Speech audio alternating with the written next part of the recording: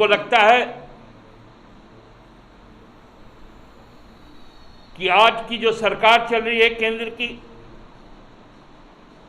जिस प्रकार से न्याय व्यवस्था में काले कानून लाकर सबकी आवाज को दबाने का प्रयास किया जा रहा है, खासकर आदिवासी आवाज को, मूलवासी आवाज को, ये बहुत ही अशुभ संकेत है। हमारे पार्टी के कार्यकारी अध्यक्ष और राज्य के वर्तमान मुख्यमंत्री हेमंत सोरेन जी ने कल एक पत्र लिखा है। उनके साथ साथ देश के अन्य 9 बड़े नेताओं ने भी फादर स्टेन स्वामी के जो संस्थागत मृत्यु हुई, न्यायिक स्थिति में मृत्यु हुई, उस पर रेस्पॉन्सिबिलिटी फिक्स करने का आग्रह किया माननीय राष्ट्रपति महोदय से। तो सबसे बड़ा फेल्योर तो माननीय प्रधानमंत्री जी का था इस दौरान। इस pandemic act, disaster management act जहां पर लागू है, वहां केंद्र के गृह मंत्री और प्रधानमंत्री जिस प्रकार पहले बिहार और उसके बाद पश्चिम बंगाल, आसाम, तमिलनाडु, केरला में जिस प्रकार से चुनाव प्रचार करने का काम किया, वो तो पूरी तरह से डिजास्टर मैनेजमेंट एक्ट के खिलाफ। तो फेलियर तो वो भी है। यदि फेलियर और परफॉर्मेंस से यदि पैमाना है, तो आज तो चाहिए था कि उदार दिल दिखाकर माननीय प्रधानमंत्री जी पहले खुद इस्तीफा देते, उसके बाद वो गृह मंत्री का भी इस्तीफा ले लेते, क्योंकि परीक्षाएं नहीं मैनेज करवा पाने के कारण एचआरडी मिनिस्टर हटाए गए।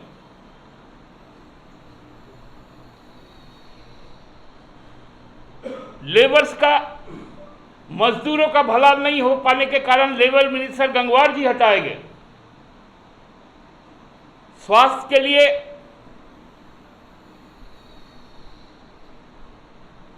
डॉक्टर हर्षवर्धन जी हटाए गए।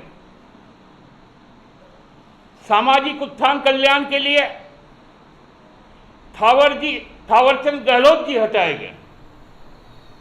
तो भैया, तो पूरी सरकार ही फेल्योर रही, तो क्यों नहीं बीजेपी इस सरकार को बदलना चाहती है? मुझे तो लगता है यूपीए में हमको दिखा दीजिए कितना साधु संत का गिरफ्तारी हुआ। केवल जो आदिवासी, मूलवासी, दलित, अल्पसंख्यक, मजदूर की बात करते हैं, उन पर ही क्यों यूपा लगाया जाता है? उन्हीं पर क्यों एनआईए की जांच की जाती है? राम मंदिर भूमि घोटाले का एनआईए जांच क्यों नहीं हुआ? सवाल तो यह भी उठता है ना। संयोग नहीं है, इसको हम संयोग नहीं कह सकते, इसको हम एक स्पष्ट सोच कह सकते हैं। क्योंकि हम लोगों ने भी देखा है, हम लोग स्वागत करते हैं नए राज्यपाल महोदय का। सुलझे हुए व्यक्ति हैं, 6 बार के सांसद हैं, विधायक भी रहे हैं, केंद्र सरकार में जब झारखंड बन रहा था तब मंत्री भी थे। उनका स्वागत है हमारे राज्य में। लेकिन जिस सोच के साथ इस राज्य में लोगों के साथ व्यवहार किया जा रहा है, आदिवासी मूलवासियों के खिलाफ, दलित अल्पसंख्यकों के खिलाफ जिस प्रकार का सोच भारतीय जनता पार्टी में देखने को मिला, वो भयावह। हम लोग समझ नहीं पा रहे कि आखिर इस राज्य में हो क्या रहा है। इस देश का सबसे बड़ा, हमको लगता है, आज एक मंत्रिमंडल का फेरबदल होने जा रहा है। फेरबदल की कारण जो बताई गई कि परफॉर्मेंस के आधार पर लगभग 20 से ज्यादा मंत्रियों की इस्तीफा ले ली गई, जिसमें कोरोना संकट को सामने रखकर वर्तमान समय में रहे डॉक्टर हर्षवर्धन जी का भी इस्तीफा ले लिया गया। आप लोगों से इतना ही बात करनी थी। आपके कुछ सवाल यदि हैं तो वो आमंत्रित। तो आप लोग क्या इस मामले में कोई न्यायिक जांच वगैरह का मांग कर रहे हैं क्या फादर स्वामी के मामले में? हम लोगों ने अभी राष्ट्रपति महोदय को चिट्ठी लिखी और ये चिट्ठी कल ही गई है, और अभी हमको लगता है कि माननीय राष्ट्रपति महोदय थोड़ा व्यस्त है। यदि वो इसको बहुत सीरियस संज्ञान लेकर यदि कोई दिशा निर्देश की ओर बढ़ते हैं तो उसका स्वागत है, अन्यथा जरूरत पड़ेगी तो हमारी पार्टी आदरणीय गुरुजी हेमंत जी के नेतृत्व में साथी दलों के साथ हम लोग राष्ट्रपति भवन तक का भी सफर तय कर सकते हैं। हम लोग इस मांग को छोड़ेंगे नहीं, क्योंकि ये क्रम यदि चलता रहा तो यदि भाजपा के खिलाफ कोई भी आवाज उठता है, महंगाई के खिलाफ कोई बात करता है, अपने हक और हकूक की कोई भी बात करता है,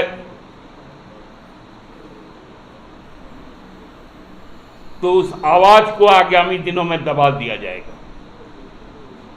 इसलिए इस गंभीर चुनौती को हम लोग स्वीकार करते हैं। कोरोना काल है, कुछ मजबूरियां हैं, बड़े जन आंदोलन, बड़े गोलबंदी की मनाही है, लेकिन फादर स्टेन स्वामी का यह शहादत हम अपने राज्य में वृथा जाने नहीं देंगे। उनकी शहादत को पूरी ऊंचाई के साथ हम लोग आगे ले जाएंगे और उनके जो सवाल हैं उन सवालों को हम कभी मरने नहीं देंगे, उसके हल की कोशिश करेंगे। मैंने कहा कि एक तो परदेसी पंछी, आप उनको झारखंड के चुने हुए तो है, लेकिन झारखंड के बारे में उनके मुंह से हमने कभी कोई बयान तक नहीं देखा साढ़े 5 वर्षों के कार्यकाल में। एक पूर्व मुख्यमंत्री हैं, एक दूसरी भी मंत्री बनने वाली हैं। अब देखिए, उसीलिए तो मैंने कहा कि 16 दल के पार्टी को यदि 4 मंत्री मिल सकता है तो 16 सांसदों वाले राज्य को 4 मंत्री क्यों नहीं मिल सकता? तो सिंगल वाले को भी अब तो वही बात है ना, मैं तो वही कह रहा हूं कि दृष्टिकोण का अभाव है, क्योंकि ये राज्य भारतीय जनता पार्टी के प्राथमिकता सूची में कहीं है ही नहीं। और यहाँ के सांसदों को, यहाँ के जनप्रतिनिधियों को भाजपा बंधुआ मजदूर समझती है। न ये कभी राज्य के सवाल प्रधानमंत्री जी से किए हैं, न कभी पार्लियामेंट में किए हैं। तो इसलिए ऐसे जनप्रतिनिधि को अगले चुनाव में जनता खारिज करेगी। हमारे राज्य में भी 2 कैबिनेट मंत्री हैं, एक तो प्रवासी पक्षी हैं जो राज्यसभा चुनाव के नॉमिनेशन में आए थे, मतदान के दिन आए थे और उसके बाद वो यहां से चले गए थे। उसके बाद आज 5.5 साल हो गए, उन्होंने कभी भी झारखंड आने का काम नहीं। एक स्थान मिला है, लेकिन हम लोग चाहते थे कि इस राज्य से और भी मंत्री बने, क्योंकि 20 सांसदों वाले इस राज्य में उनके 16 सांसद हैं। यदि 16 सांसदों वाली किसी पार्टी को 4 मंत्री पद मिल सकता है, तो 16 सांसदों वाली इस राज्य को 4 मंत्री क्यों नहीं मिल सकता। न्यायिक हिरासत में परसों रात को हुई फादर स्टीन स्वामी की हत्या, जिसमें ये महज एक संयोग नहीं था, जो केस के साथ उनको जोड़ा गया भीमा कोरेगांव का, वो संपूर्ण आंदोलन एक दलित चेतना का आंदोलन था। उस दलित चेतना के आंदोलन को लोगों के जहन से हटाने के लिए उसे देश विरोधी एक तमगा मिला। देश के जो चुनिंदा लोग हैं,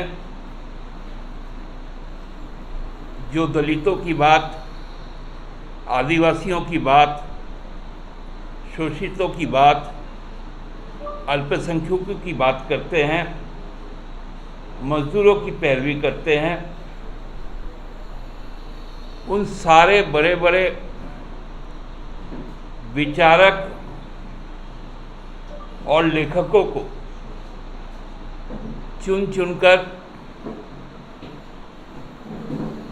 उन्हें फंसाया गया, जिसमें फादर स्टेन स्वामी भी एक विक्टिम बने।